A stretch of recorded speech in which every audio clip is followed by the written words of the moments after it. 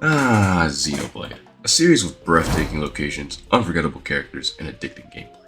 But what happens when things don't go as one have planned?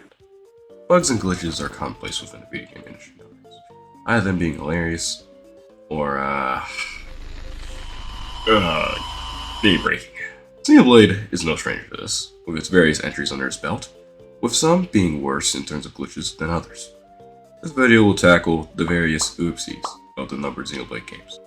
Sorry, X. Unfortunately, you have to continue your legacy being shafted because this video is already too long. If a bug has been patched, I will put this patch graphic on the top left corner of the video. Now, enough introductions. Let's tab our spaghetti code and dive right into this.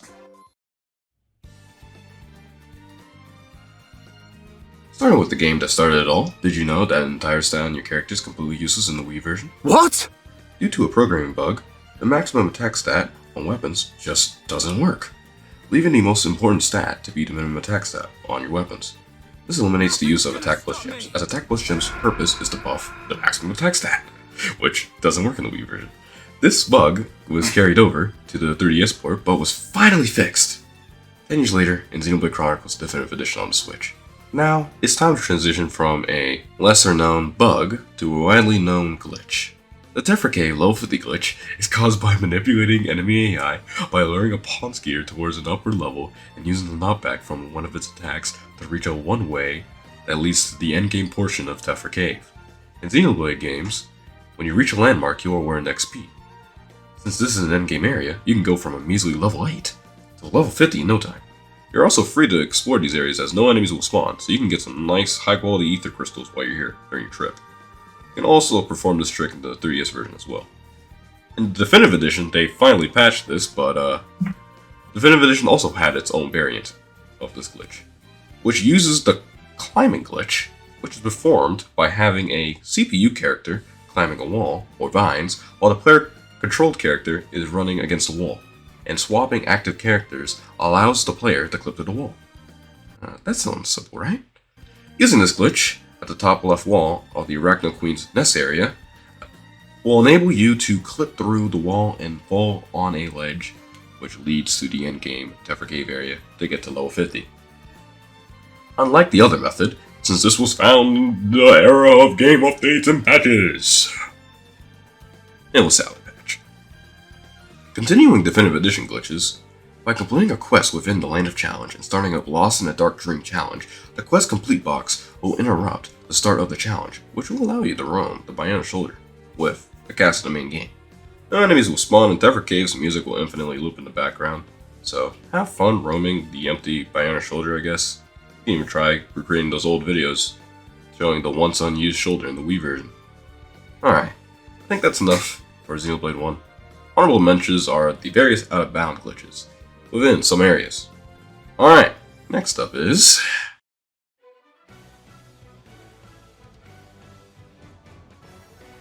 Now, onward to Xenoblade 2, and this glitch is going to be a spoiler. So here's your quick 5-second spoiler warning for this nearly 5-year-old game.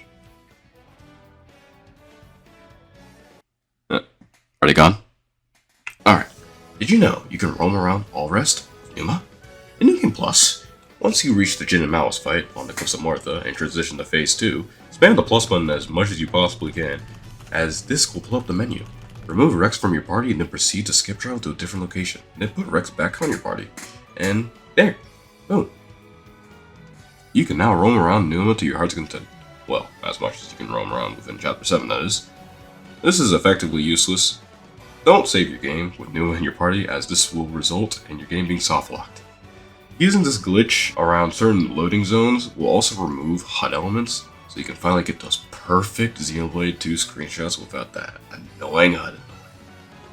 Another glitch can be performed using the Numa glitch with Rex, Morag, and Zeke in your party, along with having those respective drivers have their blade slots filled out. Once you perform the glitch, first add Blade Nia to Rex's second blade slot and add Mifra to his third blade slot. Then remove Rex from the party, skip travel.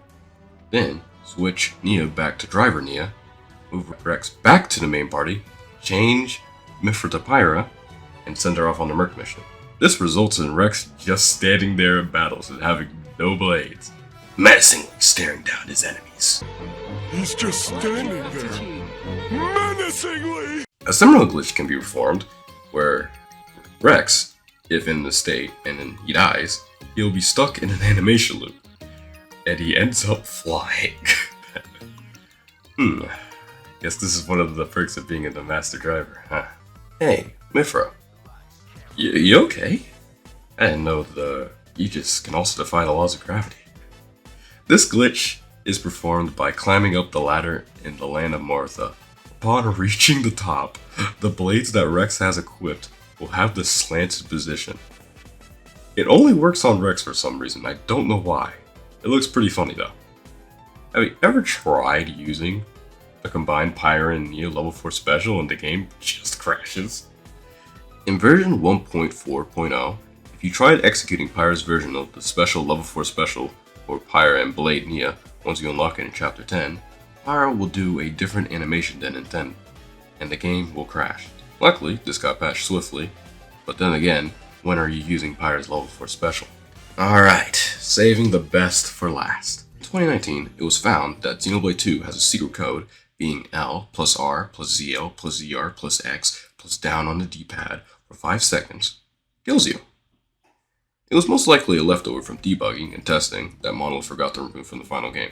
At first, people just left it at that. A cool tidbit about the game, but what if you kept holding down those buttons even after the game is respawning you?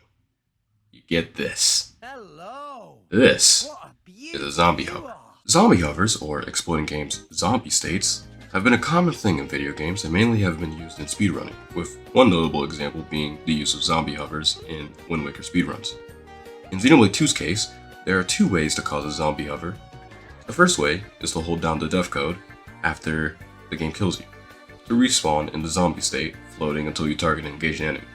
If you do the death code with no enemies around, you're just kind of stuck there. And engaging an enemy will restore Rex's movement, which will allow you to move normally until you either jump or fall from a height, which will leave Rex in an endless falling state. This method can only be done on Rex, unlike the other methods, which can be done on the other drivers. The other way to get a zombie hover is to awaken the blade, view the awakening, and hold down the code for the whole awakening. Once the awakening is done and you exit out of the menu, you'll hear the death sound of respective driver you had out, and you're in the zombie state with the benefit of being able to move before you jump or fall from any height. Once you've jumped or fallen from any height, you cannot jump as the game thinks you are falling. While in the zombie hover state, you will not die as any fall damage will reduce you to 1 HP. Zombie hovers can also be used to clip through geometry and to get to unreachable areas like the room where the conduit's resting. In order to get out of the zombie hover state, simply swap your active party member, or if you're playing as Nia, swap to my good old buddy Drillmark, and you'll be able to move freely while being in the zombie hover state. Zombie hovers can also be done in Torna, and if all the characters are in the zombie hover state and you rapidly swap, they do... What the hell is going on here? Xenoblade 3 has only been out for a few months, so this will be our shorter segment. First, we're talking about monkeys, fruits. You think I'm joking? At launch, the Gogol fruit, Gogol Vagua, didn't drop due to a programming bug, and you were unable to complete the Nappa Caravan's cooked Nvidia cards. This was patched, thankfully, in 1.1.0, and then the other Gogol fruits were unable to be collected. Xenoblade. But now it's time to talk about the elephant in the room. It's time to talk about Manana. Prior to version 1.1.0, Manana and her cooking didn't work, with only 2 meals working. So all those Napon coins and gold you've wasted thinking it will boost your CP gains and not realizing it would work? Just wasting your time?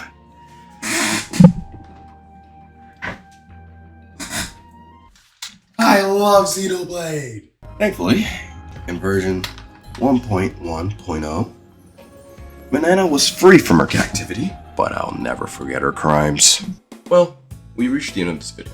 If you enjoyed this video, please leave a like and drop a sub if you're interested in more content like this. I also have a Discord server where we tend to talk about Xenoblade, stuff not about Xenoblade, and have some very fun events. So I'd like to have you guys come down by. The link is in the description below.